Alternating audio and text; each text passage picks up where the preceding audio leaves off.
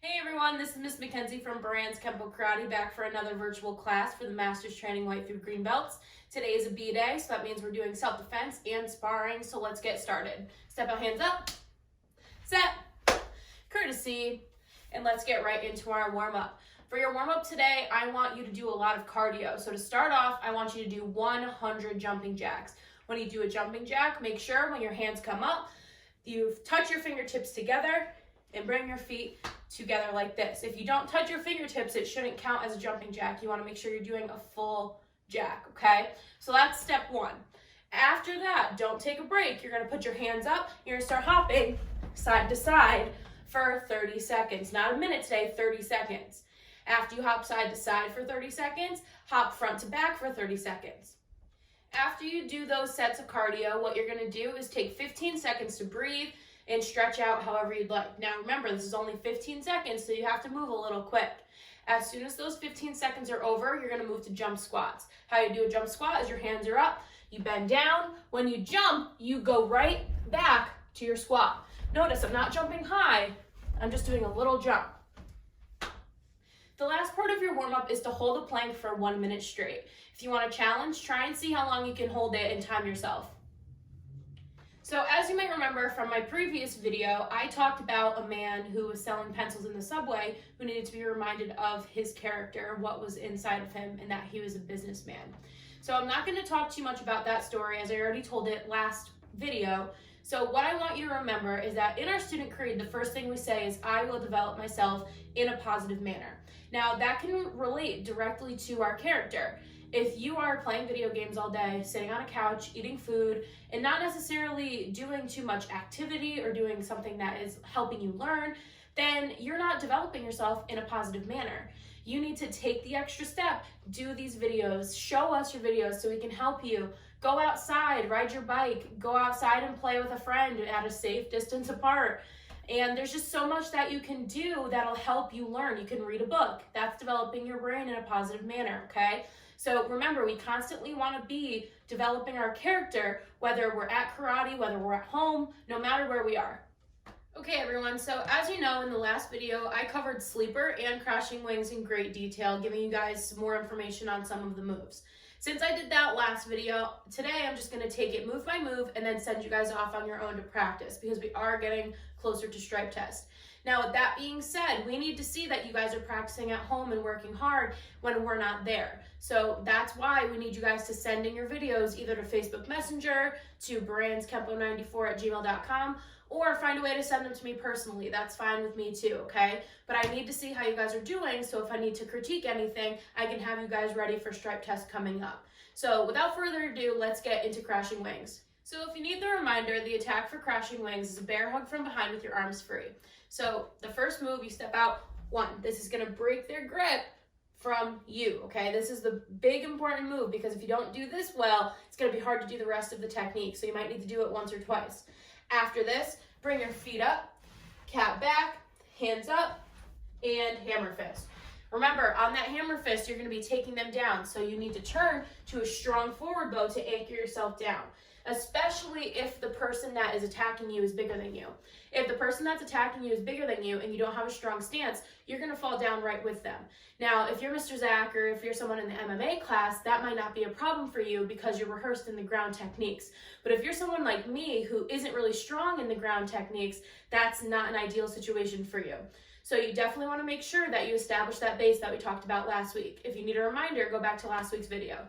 So what I want you to do is I want you to practice crashing wings 3 times fast, 3 times slow, okay? But how I want you to do it this time is alternate. So do it 1 time slow, then 1 time fast. 1 time slow, 1 time fast, all the way up to 6 times. Your other self-defense technique is sleeper. The attack for sleeper is a right straight punch. So without further ado, here it is. You step up 1. Now again, remember, you have to establish a good base or else your block isn't going to be strong. After you do that, you're going to swing around, cat up, throw them to the ground. Again, if you are smaller or if you have to imagine as if that attacker is bigger than you, you need to settle into a strong stance.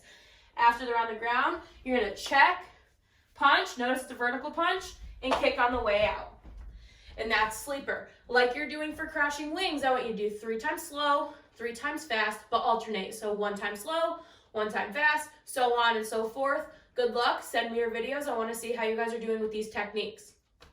So your drill for skill or your sparring drill today is going to be based on boxing. If you'd like to put on sparring gloves or boxing gloves, that's completely up to you. You don't really need them, but if you want to train like we train at the karate school, that's completely fine as well. So for this, you're going to step back to a fighting stance. Remember, it's different from a guard stance because our guard stance, our belly button is going towards the side and our hands are up here. For the fighting stance, I'm going to go on the ball of my foot and the hands are going to be up by the sides of my head and my stomach is square to the front. Okay, so what we're going to review is the 4 boxing combinations. The first one, we're going to turn and jab. So that's 1, 1, and 1. Okay, practice each one of these 5 times so you can get them down, okay? I'm just going to go right through them. So one more time, this is 1. 2, you're going to add a cross. So 2 is jab, cross. Again, 2 is jab, cross. Notice when I throw a punch, my other hand is up, protecting my head, okay? So that's number 2. Do it 5 times. Next is 3. Jab, cross. I'm going to lift up my elbow, turn, and hook. Okay? Now notice, it's less of a swing, because that would be a roundhouse punch. It's more upper body rotation, okay?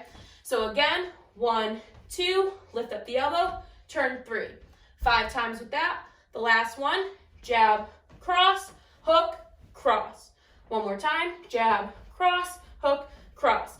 So do all of those punches 5 times, and then we'll get into the next part. So most of that first part of the drill is probably a review for most of you, especially if you're in the MMA class with Mr. Zach. So that's okay, we're gonna add to it. This might be familiar to my MMA guys as well, but that's okay, you can always use some more practice. So what you're gonna do is we're gonna add some kicks now. Our hands are up. When we do a 1 or a 3, we're gonna take our back leg and do a back leg roundhouse kick. So it would look like this: 1, back leg roundhouse kick, or 3, 1, 2, 3, back leg roundhouse kick. If you throw a 2 or a 4, watch, 1, 2, or 1, 2, 3, 4, you're gonna slip your feet and do a front leg roundhouse kick. So watch, you slip, roundhouse kick. So here it is, 1, 2, slip, round. Or if you do a 4, 1, 2, 3, 4, slip, round. So what I want you guys to do is practice each of those combinations with the kicks 5 times each, kind of like we did for the first part. Once you have them down, if you need to practice them more, go ahead and do that. But once you have them down, try and grab somebody that can help you by calling out numbers. Now what they'll do is they'll call out a number, and when they say the number, you'll do that combination with the kicks. And if you want, you can even mix it up. You can do it sometimes with the kicks, sometimes without the kicks, okay? Now, have the person who's helping you start out slow, and then as you get really good, you can start going a little bit quicker, okay? So you can be the ones that ask them to move quicker or slower based on how you're doing with the combinations, okay? Good luck and have some fun with it.